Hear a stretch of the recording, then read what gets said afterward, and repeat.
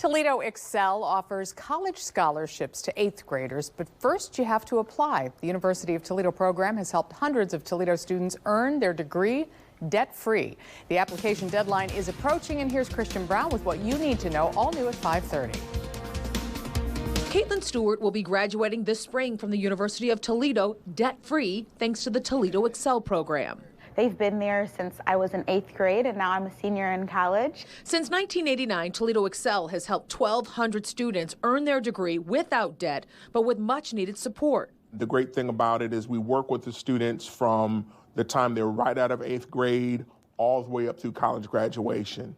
And so by the time they finish with us, we've seen them through what can sometimes be difficult high school years, advised them, tutored them, given them academic support, personal support. You must be an 8th grader attending a Toledo high school. You have to have a 3.0 GPA or higher and be a minority or a member of an underrepresented population to apply.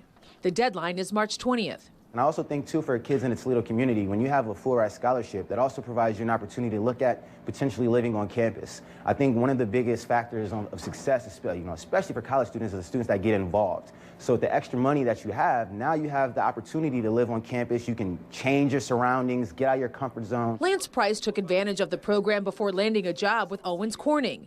He and Caitlin both credit the program with their success. When you look at the success of all the different students, whether or not they're in nursing, engineering, business, teaching, social, all across the board, I think the results speak for themselves, and it's kind of like, why aren't you here?